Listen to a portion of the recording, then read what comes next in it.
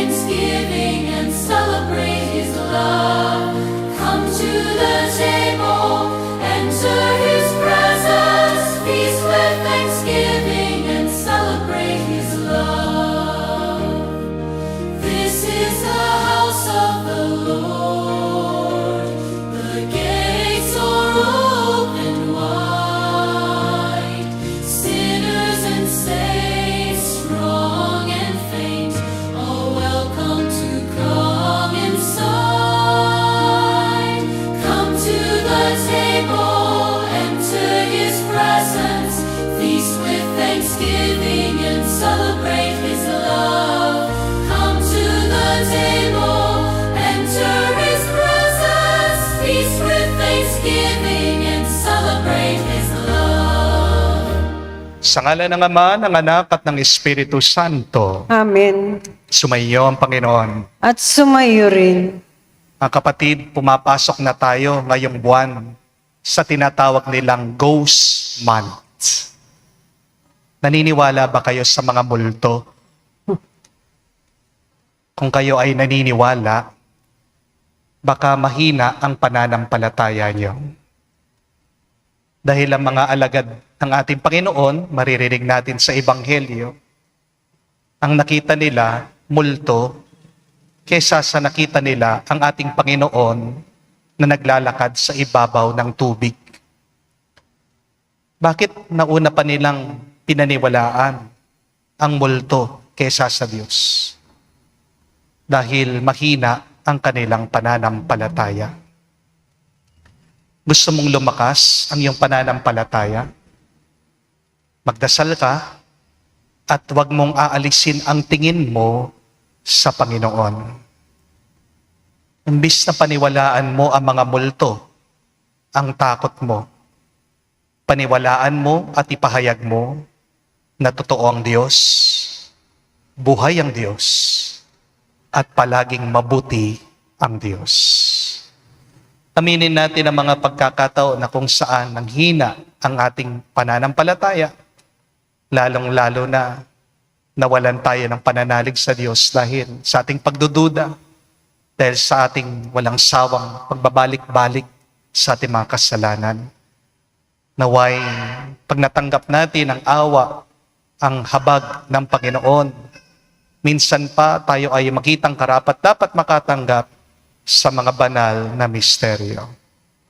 Kaya sabihin natin, inaamin ko, Sa makapangyarihan Diyos at sa inyo mga kapatid, na lubha akong nagkasala sa isip, sa salita, sa gawa at sa aking pagkukulang. Kaya'y sinasamo ko sa mahal na Birheng Maria, sa lahat ng mga anghel at mga banal, at sa inyo mga kapatid, na ako'y panalangin sa Panginoong ating Diyos. kawan tayo ng makapangyarihang Diyos, patawarin tayo sa ating mga kasalanan, at patnubayan tayo sa buhay na walang hanggan. Amen.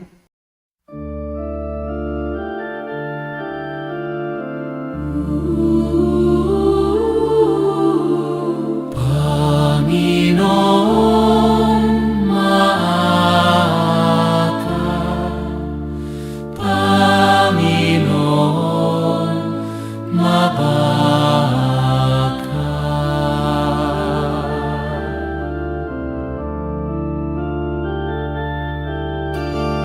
Kristo, maawa ka. Kristo, maawa ka sa amin. Panginoon, maaga. Panginoon,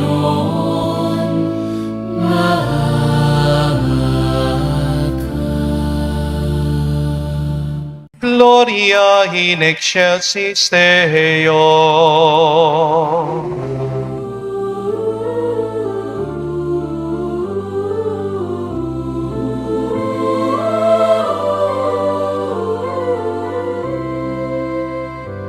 Luwalhati sa Diyos sa kaitaasan, kaloob sa lupa ay kapayapaan. Pinupuri ka at ipinagdarangal, sinasamba ka dahil sa dakila mong kaluwalhatian. Panginoon naming Diyos, Hari ng langit, Amang makapangyarihan, Panginoong Hesukristo, buktong na anak ng Diyos, Kordero ng Ama.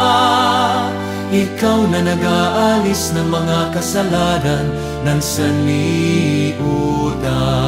Tanggapin mo ang aming kahilingan, ikaw na nanuluklok sa kanan ng Ama.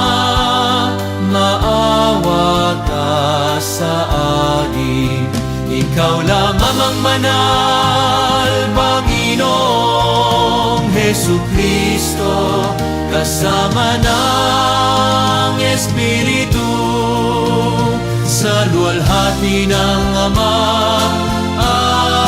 Amen, amen, amen, amen.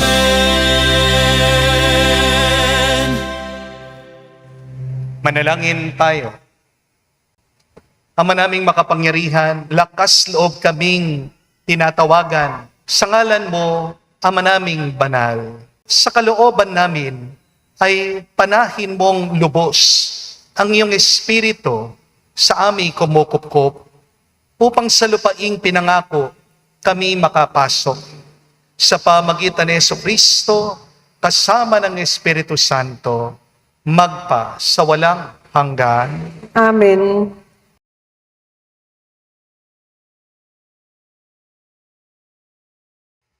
Pagbasa mula sa unang aklat ng mga hari.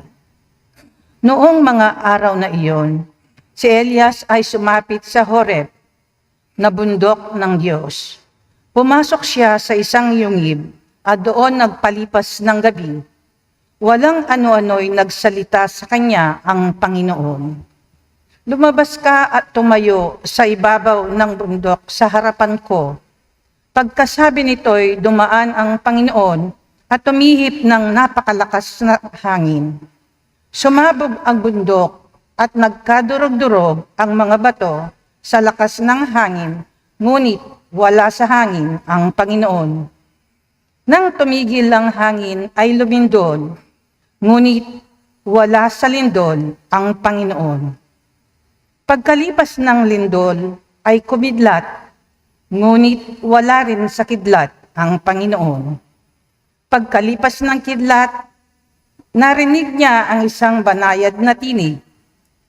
Lumabas si Elias, tinakpan ng balabal ang kanyang mukha at naghintay sa bunganga ng yungib. Ang salita ng Diyos. Salamat sa Diyos. Pag-ibig mo'y ipakita, iligtas kami sa dusa. Pag-ibig mo'y ipakita, iligtas kami sa dusa. Aking naririnig magmula sa poon ang sinasalita. Sinasabi niyang ang mga lingkod niya'y magiging payapa. Kung mangagsisisi at di na babalik sa gawang masama, ang nagpaparangal sa pangalan niya'y kanyang ililigtas, sa ating lupain ay mananatili ang kanyang paglingap. Pag-ibig mo'y ipakita, iligtas kami sa dusa. Ang pagtatapatan at pag-iibigay, magdadaog palad. Ang kapayapaan at ang katwiray, magsasamang ganap. Sa lahat ng lupay pawang maghahari, yaong pagtatapat, at ang katarungan na may maghahari mula sa itaas. Pag-ibig mo'y ipakita, iligtas kami sa dusa. Gagawing maunlad ng Panginoong Diyos itong ating buhay.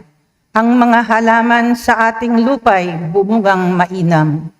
Sa harapan niya yaong maghahari, pawang katarungan, magiging payapat susunod ang madla sa kanyang daan. Pag-ibig mo'y ipakita, iligtas kami sa dusa.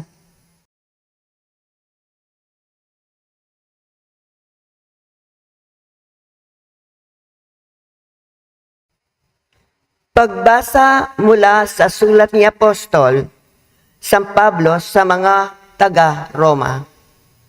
Mga kapatid, saksi ko si Kristo na katotohanan ang sinasabi ko. Hindi ako nagsisinungaling. Saksi ko rin ang Espiritu Santo na malinis ang aking budhi sa sasabihin kong ito sa inyo. Matindi ang aking kalungkutan at di mapawi ang pagdaramdam ng aking puso tungkol sa aking mga kalahi at mga kababayan. Ano pa't mamatamisin kung ako'y sumpain at mawalay kay Kristo, alang-alang sa kanila. Sila'y mga Israelita at itinuturing ng Diyos na mga anak niya. Nakita nila ang maliwanag na tanda na nagpapakilalang ang kautusan, ang tunay na pagsamba, at ang mga pangako. Sila'y nagmula sa mga patriarka at sa kanilang lahi. Nagmula ang Kristo nang siya'y maging tao. Diyos na kataas-taasan, na pinapupurihan magpakailanman. Amen. Ang salita ng Diyos. Salamat sa Diyos.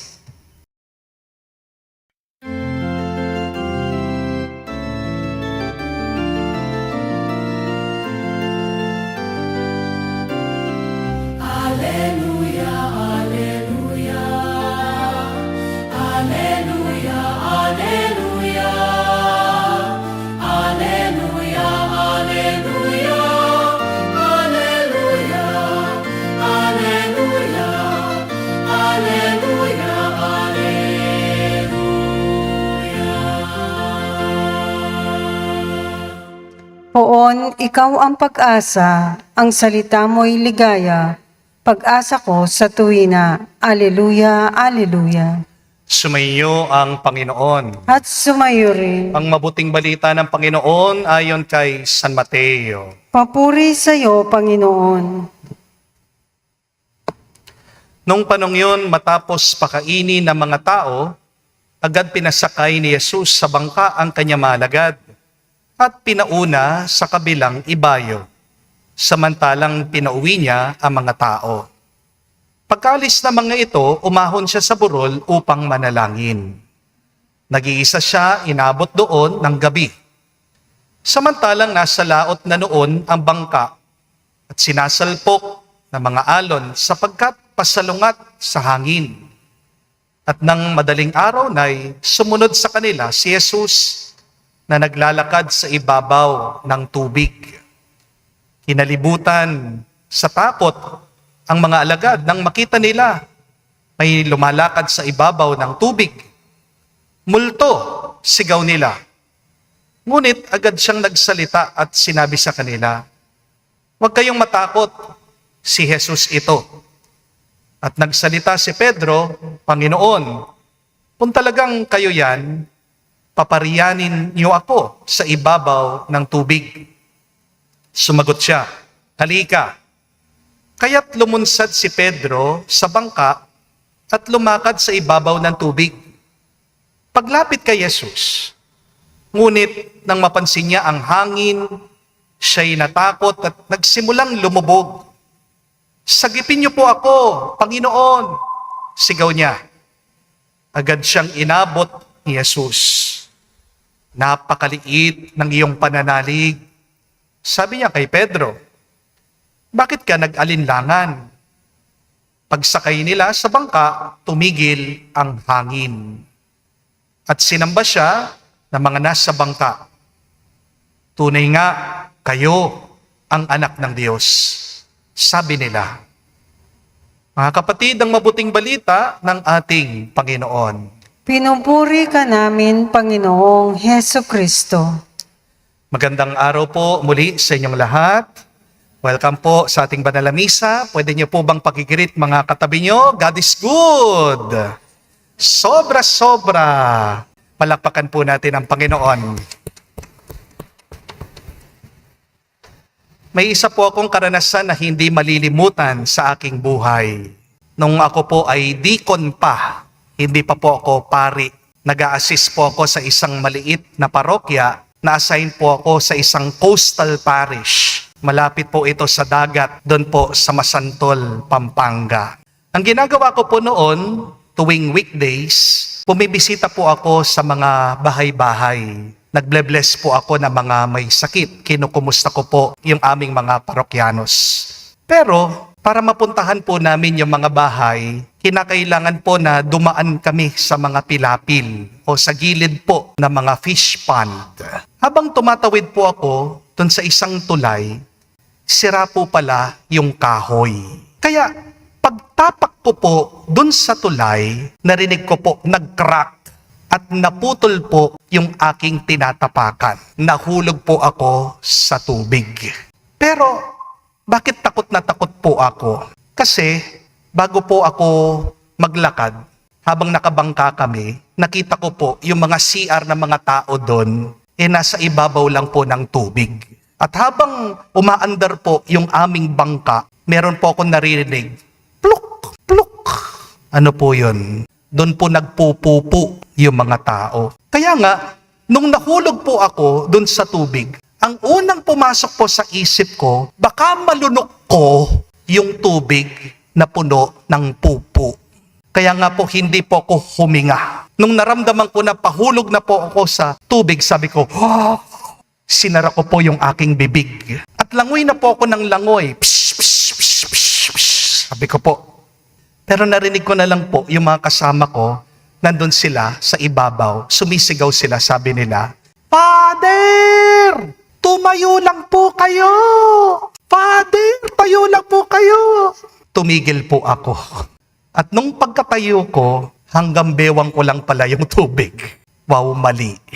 Pero bakit nagpanik ako? Siyempre, sino po ba sa atin ang gustong malunod? Wala. Hindi po ba? Sabi nga nila, ang pagkalunod daw po, isa sa pinakamasakit na uri ng kamatayan. Pumapasok yung tubig doon sa lungs mo, sinasuffocate ka. Pero marami po sa atin hindi man nalulunod sa literal na tubig. Sigurado ko, marami sa atin ngayon nakakaranas ng pagkalunod sa buhay. Meron po mga nalulunod dahil sa sobrang lungkot. Paggising pa lang nila sa umaga, nanghihina na sila, wala na silang gana. Nakangiti sila, kaharap ng iba, pero pagtalikod, pag nasa kwarto na, umiiyak mag-isa. Meron pong mga nalulunod dahil sa utang, dahil sa pag-aalala. Bawat buwan, hindi nila alam kung saan sila kukuha ng pambayad. Yung binayaran nilang utang, nanggaling din sa ibang utang. Patong-patong na yung utang. Mayroon pong mga nalulunod sa problema sa pamilya. Mayroon mga mag-asawa, hindi nag-uusap. Meron po mga magulang na hindi maintindihan ng kanilang mga anak. Meron din ng mga anak na hindi nila maramdaman ang pagmamahal ng kanilang mga magulang. Meron din pong mga nalulunod dahil sa karamdaman. Hindi lang po katawan yung pagod, pati isip, pati puso. Meron din po mga nalulunod sa trabaho. Pagod na pagod, pero hindi sila pwedeng huminto kasi maraming umaasa sa kanila. At meron din po mga nalulunod sa pagkakasala. Matagal nang gustong magbago, pero paulit-ulit pa rin bumabalik sa kasalanan. Pakiramdam nila, hindi sila napapatawad ng Diyos. Pero mga kapatid, huwag mong isipin na ikaw ay sawing palad kung pakiramdam mo, ikaw ay nalulunod sa buhay. Huwag mong isipin na dahil marami kang pinagdaraanan na masama, na iniwan ka na ng Diyos, o wala nang pakialam ang Panginoon sa iyo. Sa katunayan nga po, merong 3 mabuting balita para sa atin kung tayo man ay nalulunod o nahihirapan sa buhay. Yan po ang binibigay sa atin ng ating ebanghelyo ngayon. Unang-una, tandaan niyo po, palagi kang pinagdarasal ng Panginoon sa gitna ng iyong pagsubok. Napansin niyo po ba kung paano nag-umpisa ang mabuting balita? Bago pa daw po lumakad si Jesus sa ibabaw ng tubig, bago pa patahimikin ni Jesus yung takot ng kanyang mga alagad, bago pa niya sagipin si San Pedro, umakyat muna daw siya sa isang burol, sa isang bundok para manalangin. Samantalang ang mga alagad po, hirap na hirap sila sa gitna ng dagat. Nilalabanan nila yung malakas na hangin. Pero si Jesus, nandun sa bundok, nakikita sila, pinagdarasal sila. At hindi po ba napakagandang larawan doon? Habang ang mga alagad nakikipaglaban sa unos, ang Panginoon nakikipaglaban para sa kanila sa pamamagitan ng panalangin. At isa po itong mabuting balita para sa ating lahat. Nakikita ng Diyos ang hirap mo. Hindi bulag ang Diyos sa pagsubok mo. Bago baguhin ni Jesus yung bagyo, pinagdadasal ka muna niya para magbago ang puso mo. Maaring minsan, hindi natin siya nakikita. Maaring minsan, pakiramdam natin tayo nag-iisa. Pero ang totoo, hindi tayo nakakalimutan ng Diyos. Amen? Balikan niyo po ang Ebanghelyo. Habang lumalaban sa alon ang mga alagad, si Jesus lumalaban para sa kanila sa pamagitan ng kanyang panalangin. At ganyan din po pagdating sa ating buhay. Merong mga pagkakataon na parang tahimik ang Diyos. Nagdarasal ka, pero walang sagot. Umiiyak ka, pero parang walang nakikinig. Pero tandaan niyo po ito, mga kapatid. Ang katahimikan ng Diyos ay hindi ibig sabihin wala siyang ginagawa. Amen? When you cannot see Jesus, Jesus has never stopped praying for you. At dahil sa kanyang dasal, doon nagkakaroon ka ng lakas para magpatuloy muli. Isa po marahil sa dahilan bakit natapos po ako sa pagkapari ay dahil po sa panalangin ng aking nanay. Baka hindi niyo po alam, 2 years po akong huminto sa pag-aaral sa pagkapari. Nagtrabaho muna po ako sa Maynila. At sa totoo lang po, marami pong temptations sa labas. Meron po akong naka-opisina noon, nakatrabaho, isang babae. At kasabay ko po siyang umuuwi. Pero kapag umuuwi po kami, palagi kaming napapadaan sa Sogo. Alam niyo pa yung Sogo? Motel. At pag dumadaan na kami doon po sa Sogo, bigla siyang titingin doon sa motel. At pagkatapos titignan ako, ngumingiti, parang tinutokso ako. Sabi ko sa akin sarili, may maitim na balak ka. Pero alam niyo po, sa awa ng Diyos, ni minsan hindi sumagi sa aking isip na gumawa ng kasalanan kasama yung aking kaopisina. Hindi po dahil malakas akong tao, hindi dahil wala akong kahinaan. Bakit po? Bakit nalampasan ko yung pagsubok na yon, yung tuksong yon? Kasi alam ko, merong isang tao na araw-araw lumuluhod na nanalangin para sa akin, yung aking pong nanay. Araw-araw po kasi, baka hindi nyo rin po alam, gumigising po yung aking nanay, 3 o'clock ng madaling araw. Pinagdarasal po ako, kukuha po siya ng kandila, sisindihan po, at ang kanyang dasal sa Panginoon sasabihin, Lord, tulungan mo naman yung anak ko. Sana matupad niya yung tawag mo sa kanya. At tingnan niyo po yung bunga. Ang Diyos nagbigay ng lakas para makaiwas po ako sa tukso. Ang Diyos ang nagbigay ng biyaya para makabalik po ako sa seminaryo. Ang Diyos ang tumulong para matapos ko po ang aking pagpapari. Kaya kung merong mga tao sa buhay mo, tahimik na pinagdarasal ka, alam mo, napakayaman mo.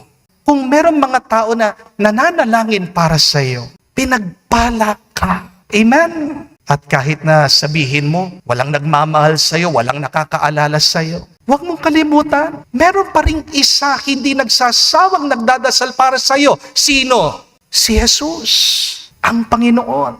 Kaya nga masasabi natin, may pag-asa pa, may lakas pa, may himala pang darating dahil hindi tumitigil nananalangin ang Panginoon para sa atin.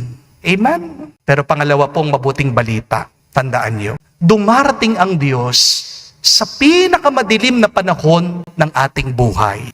God comes to us in the middle of our darkest hour. Ang sabi po ng Ebanghelyo, dumating daw po si Jesus, naglalakad sa ibabaw ng tubig, madaling araw. Ibig po sabihin, dumating ang Panginoon dun sa pinakamadilim, nakakaantok, nakakapagod na bahagi ng araw. And this is a good news. Remember, God is never late. God's timing is perfect. Kaya iniisip natin na late ang Diyos kasi nagmamadali tayo palagi. Hindi po ba? Kaya nga minsan, yung mga tao, sinasabihan kami mga pare, Father, late ka sa misa. Palagi naman ang sagot namin, bakit? Nag-umpisa na ba yung misa? Sinong nagmisa? Bakit late ako? Diba? Paano mo masasabi late yung pare? Siya ang nagmimisa. Hindi po ba? Paano mo sasabihin na late ang Diyos? Ang Diyos ang may gawa ng lahat. Hindi po ba? Sinasabi mo lang late ang Diyos kasi gusto mo masunod yung gusto mo at hindi ang gusto ng Diyos. Hindi po ba?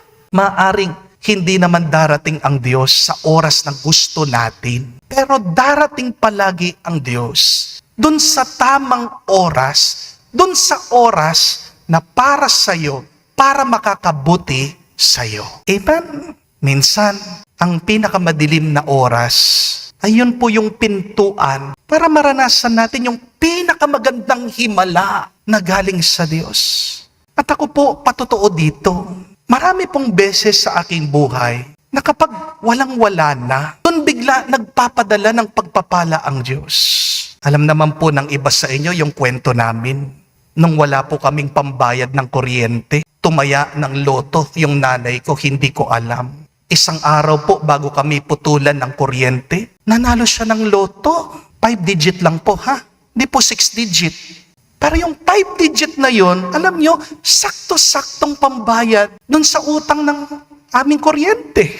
Bilang pare po, minsan nauubusan din ako ng pondo sa construction. Pero pag walang-wala na, nabibigla po ako, merong dumadating na benefactor, nagdo-donate. Kapag nasisira po yung aking sasakyan, kapag kailangan ko po ng maintenance, bigla-bigla din nagkakaroon po ko ng misa. Sakto, pambayad po sa maintenance ng aking sasakyan. Kapag wala po akong maisip na homily, ang hirap po kaya nag-iisip ng homily araw-araw na hindi ako umuulit ng aking sinasabi. Minsan nakaupo lang po ako, biglang darating yung inspirasyon galing sa Diyos. Kaya kung pakiramdam mo ngayon, ubos na ubos ka na. Kung pakiramdam mo, wala ka nang maisip, wala ka nang mahawakan, wala ka nang mapuntahan. Kapatid, hindi pa yan ang katapusan. Tandaan mo, ang Diyos, eksperto siya sa paggawa ng himala sa pamagitan ng mga sitwasyon na tila walang pag-asa. Diba? Kapag yung sasakyan nyo dumadaan minsan sa mga tunnel, napakadilim. Pero yung kadiliman pong yun, hindi naman po kawalan eh. Yung kadiliman ng tunnel, daan lang para dun sa susunod na lugar, mas mabuti, mas maganda, mas maliwanag. Hindi po ba? At ganyan din po pagdating sa buhay. Kung dumadaan ka man sa dilim, yan ay bahagi lang ng buhay mo. Hindi pa yan katapusan. Wag na wag mo sasabihin, wala. Sa halip, kung dumadaan ka man sa dilim, sa paghihirap, sabihin mo ang paniwalaan mo, meron pa. At nag-uumpisa pa lang ang pagpapala mo galing sa Diyos. Amen? Pangatlo po at kahuli-hulihan, may bagyo para palalimin ng Diyos ang pagsamba mo. Every storm is not meant to destroy you, but to deepen your worship. Pansinin niyo po, natapos ang kwento, hindi po sa pagkakalma lang ng dagat ng hangin. Natapos po yung kwento sa pagsamba ng mga alagad ni Jesus sa Kanya. Ano po ang sabi nila? Tunay nga, ikaw ang anak ng Diyos. Minsan inaakala natin, ang pinakamalaking himala dito sa kwento ay yung paglalakad po ni Pedro sa ibabaw ng tubig. Hindi po ba? Pero hindi. Yung pinakamalaking milagro dito sa kwento ay yung pagkilala ng mas malalim na mga alagad kay Jesus. God sometimes allows storms in our lives, not simply to change our circumstances, but to change our understanding of who Jesus is. Tandaan niyo po yan. Meron pong dalawang papel ang bagyo sa ating buhay. Una, merong bagyo para magbago yung sitwasyon mo. Pansin niyo po, kapag dumadaan yung bagyo, dyan po lumalabas yung basura. Di po ba? Nalilinis yung ating mga lugar. Pero pangalawa, kapag merong bagyo, pansinin niyo yung mga tao, lumalalim yung kanilang pananampalataya sa Diyos. Kapag kumukulog, pumikidlat, anong ginagawa ng mga iba? Nagkukrus, hindi po ba? Tinatawag nila pangalan ng Panginoon. Maraming mga tao napapaluhod, nagdadasal, naaalala na naman ang Diyos kapag may paparating na malakas na bagyo. The purpose of every storm is not merely for our survival, but the storm is there to deepen our relationship with Christ. Meron po akong isang parishioner dito, nakiusap po siya sa akin, napuntahan ko yung kanyang kapatid, nasa hospital. So, nagmadali po ako at pagpasok ko po, nasa ICU na pala yung pasyente. At napakarami pong nakakabit na mga aparato, tubo sa kanyang katawan. Meron pong oxygen, meron pong makina, hindi po siya conscious. Kung titignan niyo po sa mata ng tao, yung pasyente, wala nang pag-asa. Pero kung titignan mo sa mata ng pananampalataya, may chance pa.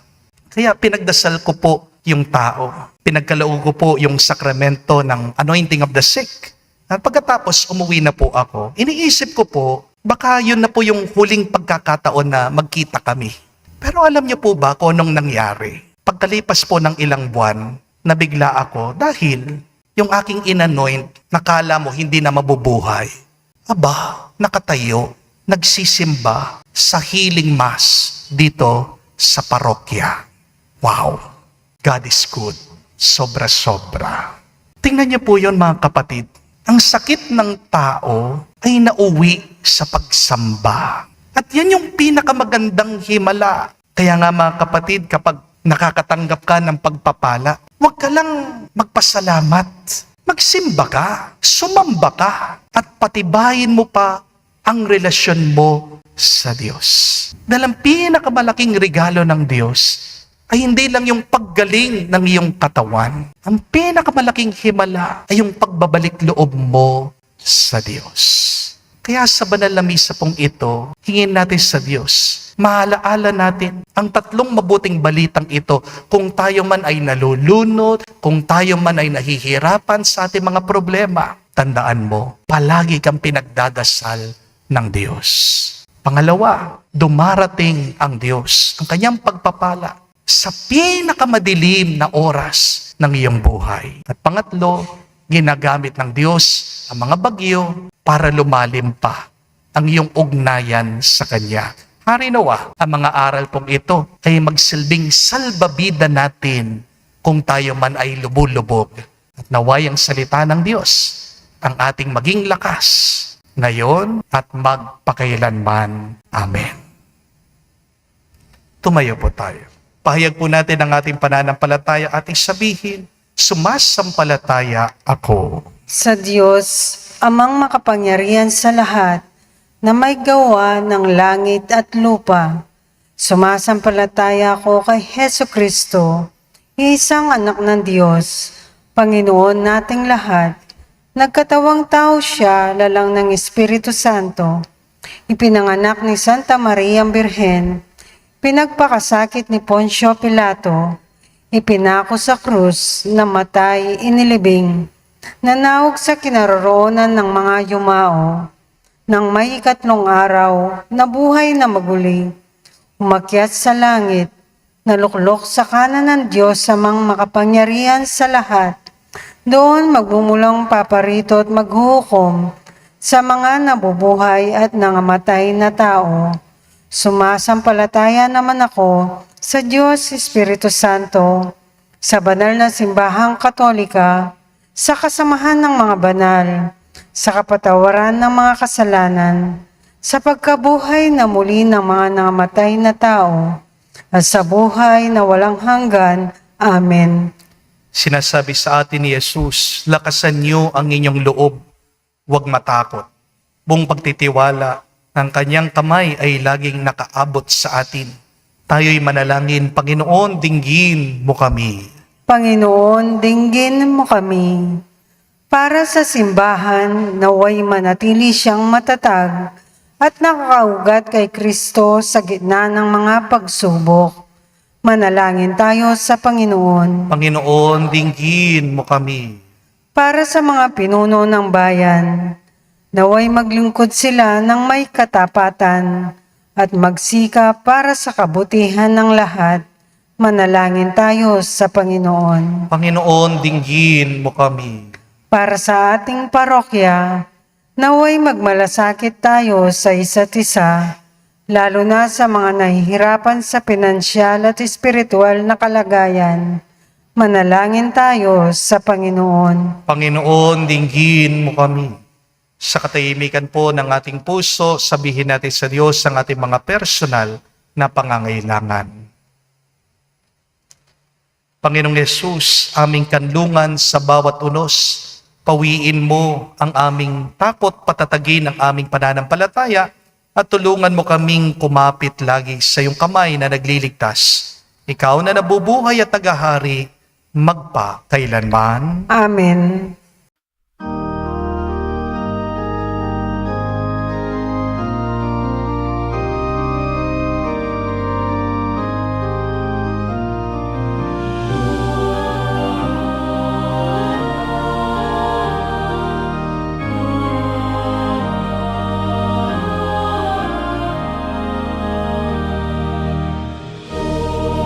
Diyos, tanggapin mo alay namin sa'yo tinipon sa dambana, biyaya at pagpapala. Bunga ng aming pagsisikap, hatid namin sa iyong altar. Paspasan mo't gawing nararapat sa pag-ibig mong matapat. O Diyos, tanggapin mo alay namin sa'yo tinipon sa dambana, biyaya at pagpapala. Manalangin kayo mga kapatid, para ang ating mapag-aain ay kalugdan ng Diyos, amang makapangyarihan.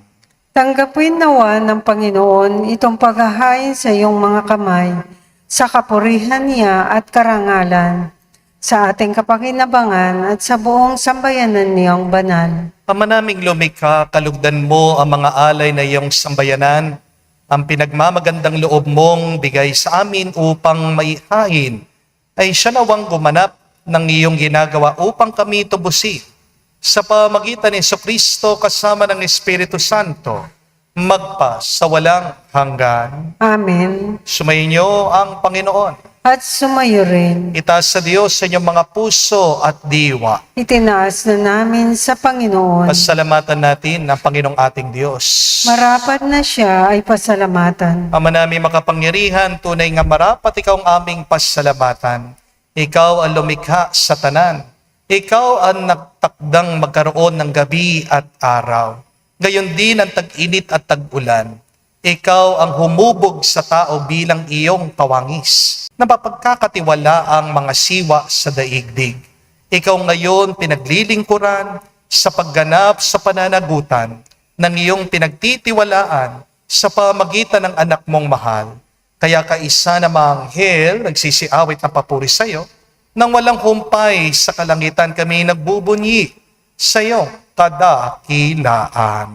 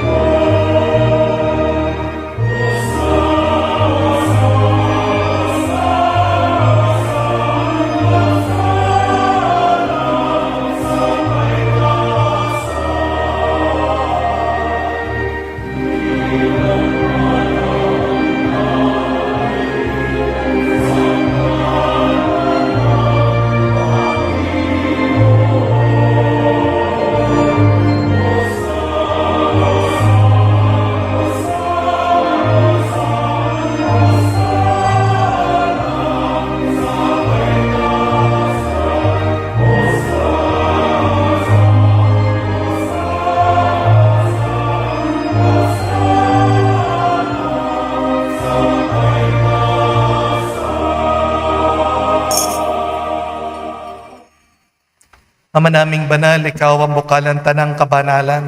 Kaya't sa pamagitan ng iyong Espiritu, gawin mong banal ang mga kaloob na ito upang para sa amin, maging katawan at dugo ng aming Panginoong Heso Kristo. Bago niya pinagtiis ang kusang loob na maging handog, hinawakan niyang tinapay, pinasalamatan kanya, pinaghati-hati niya yon, inubot sa kanya malagad at sinabi, tanggapin ninyong lahat ito at kanin. Itong aking katawan na ihahandog para sa inyo.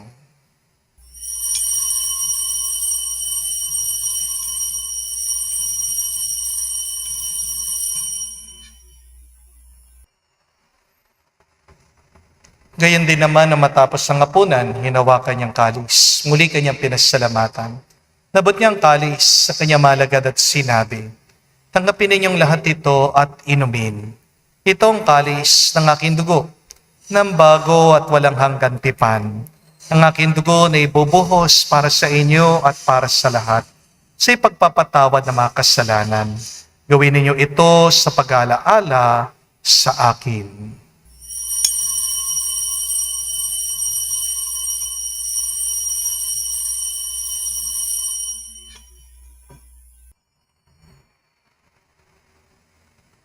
Ang misteryo ng pananampalataya. Aming ipinahayag na namatay ang iyong anak, nabuhay bilang Mesiyas at magbabalik sa wakas para mahayag sa lahat. Ama, ginagawa namin ngayon ang pag-alaala sa pagkamatay at muling pagkabuhay ng iyong anak.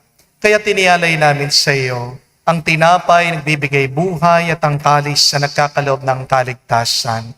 Kami nagpapasalamat dahil kami yung minarapat na tumayo sa harap mo para maglingkod sa iyo. Sinasamo namin kami magsalo-salo sa katawan at dugo ni Kristo ay mabuklod sa pagkakaisa sa pamagitan ng Espiritu Santo. Amalingapin mong iyong simbahan, laganap sa buong daigdig. Puspusin mo kami sa pag-ibig. Kay San Leon ang aming Santo Papa, si Florentino aming Arsobispo, at ng Tanang Kaparian. Alalahanin mo rin ang aming mga kapatid na nahimlay. May pag-asang sila'y muling mabubuhay. Gayon din naman lahat ng mga pumanaw. Tawan mo't sila't patuloyin sa iyong kaliwanagan. Tawan mo at pagindapatin kaming lahat, makasalo sa iyong buhay na walang wakas. Kaisa na Mahal na Birhen Maria, Ina ng Diyos, kaisa ni San Jose ang kanyang malwalhating esposo, kaisa ng mga apostol, lahat ng mga banal, na namuhay dito sa daigdig na kalugod-lugod sa iyo. May pagdiwang nawa namin ang pagpupuri sa ikararangal mo sa pamagitan ng iyong anak, aming Panginoong Heso Kristo. Sa pamamagitan ni Kristo, kasama niya at sa Kanya, ang lahat ng parangal at papuri ay sa iyo, Diyos Ama, makapangyarihan, kasama ng Espiritu Santo, magpasawalang hanggan. Amen. Amen. Amen. Amen.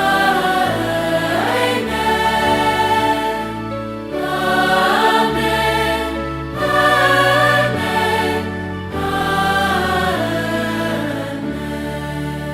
Sa nakagaling na utos sa turo ni Jesus sa Panginoon natin na Diyos, ipahayag natin ang lakas, loob.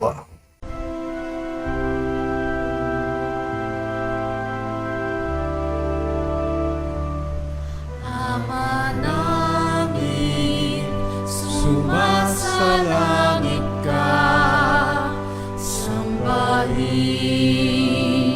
ang ngalan mo, mapasa amin ang kaharian mo, sundin ang loob mo dito sa lupa para nang sa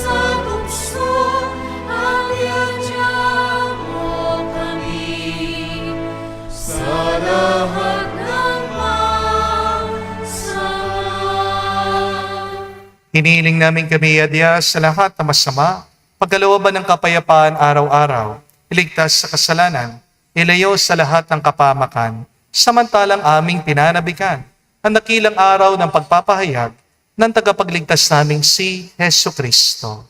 Sapagkat iyo ang kaharian at ang kapangyarihan at ang kapurihan magpakailanman. Amen. Panginoong Hesu Kristo, sinabi mo sa mga apostol, kapayapaan ang iniiwan ko sa inyo. Ang aking kapayapaan binibigay ko sa inyo. Tunghayan mo ang aming pananampalataya at huwag ang aming pagkakasala. Pagkalooban mo kami ng kapayapaan at pagkakaisa ayon sa iyong kalooban, kasama ng Espiritu Santo, magpa sa walang hanggan. Amen. Kapayapaan ng Panginoon ay laging sumainyo. At sumayo rin. Magbigayan po tayo ng kapayapaan sa bawat isa. Isuyo niyo po, kapayapaan po sa inyong lahat.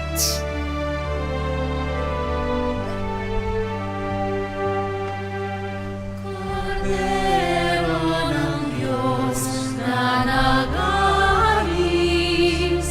ng mga kasalanan ng sanlibutan, maawa ka sa amin. Maawa ka sa amin. Kordero ng Diyos na nag-aalis ng mga kasalanan ng sanlibutan, maawa ka sa amin. Maawa ka sa amin. Kordero ng Diyos na nag-aalis ng mga kasalanan ng sanlibutan, ipagkaloob mo sa amin ang kapayapaan.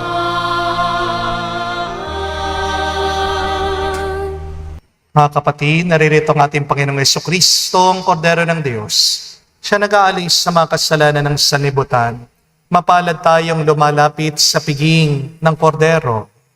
Panginoon, hindi ako karapat-dapat na magpatuloy sa iyo, ngunit sa isang salita mo lamang ay gagaling na ako.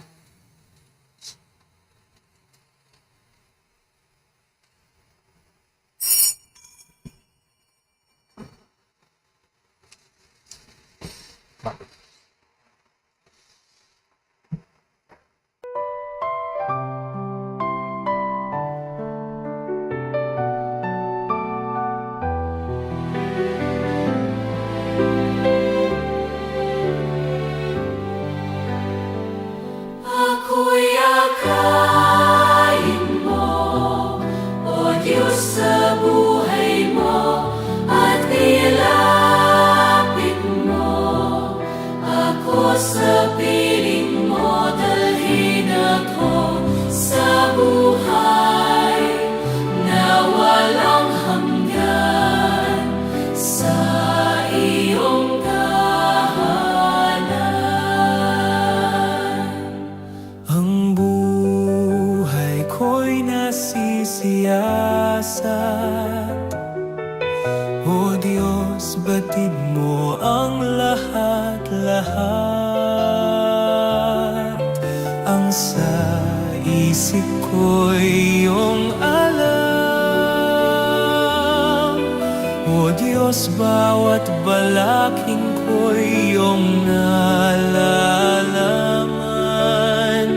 Ako'y akayin mo, O Diyos, sa buhay mo, at ilapit mo ako sa piling mo, dalhin ako sa buhay na walang hanggan sa iyong kahanan.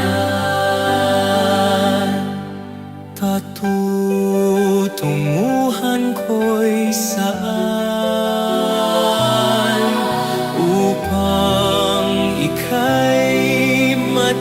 kalikasan.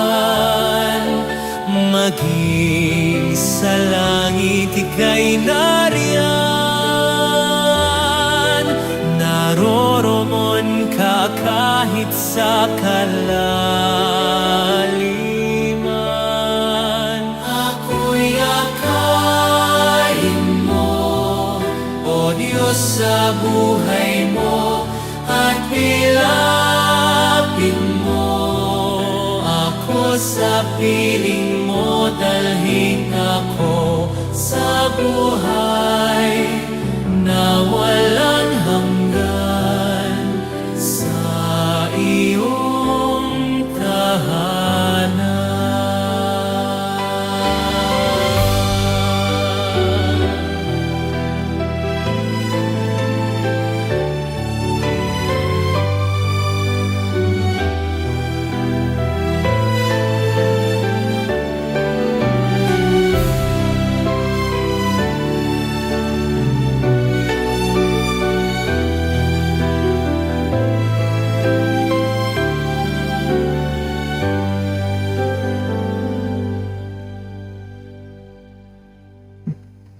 Inanyayahan ko po kayong lumuhod para sa panalangin, para sa mga may sakit. Panginoong Yesus, lumalapit po kami sa iyo ngayon upang idulog ang kagalingan ng mga may sakit.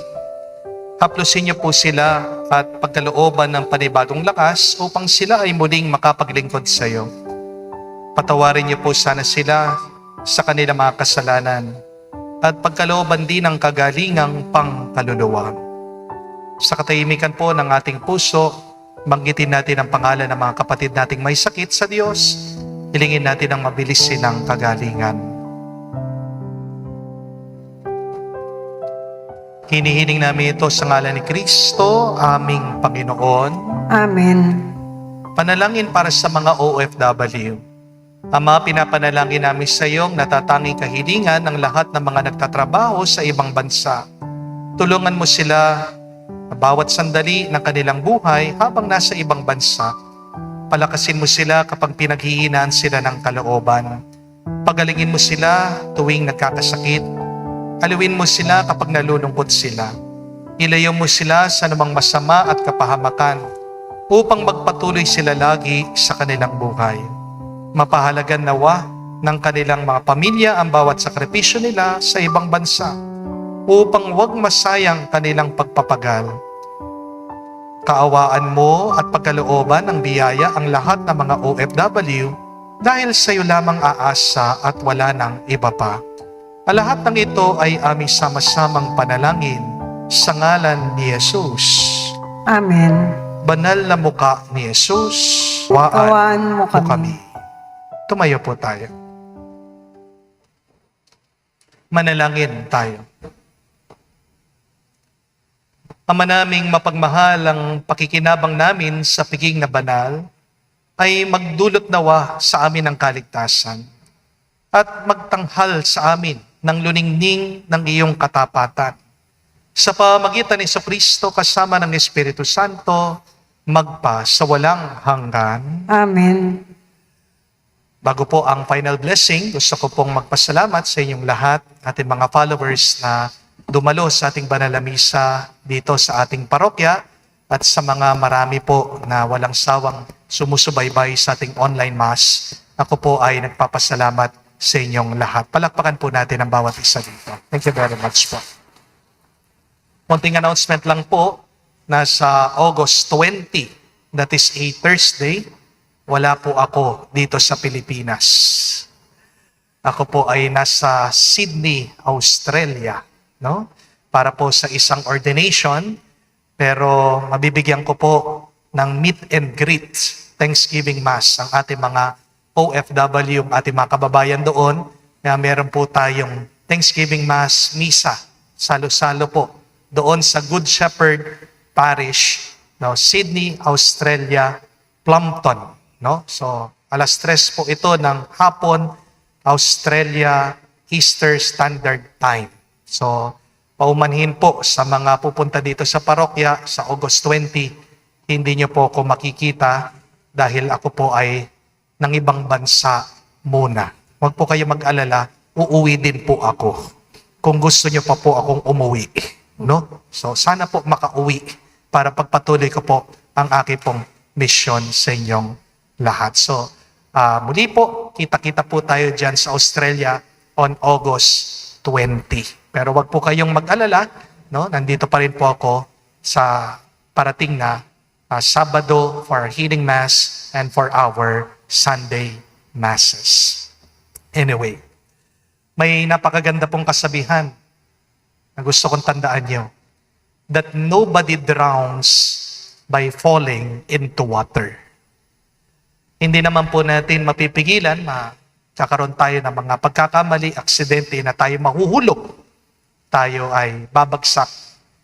Pero sino po yung mga nalulunod? Hindi po yung mga nahuhulog, kundi yung mga nananatili doon sa tubig. Hindi po ba? Marami pong nalulunod sa atin, nalulunod sa lungkot, nalulunod sa galit. Baka nalulunod ka din sa inggit. Palagi mong kinukumpara ang sarili mo sa iba.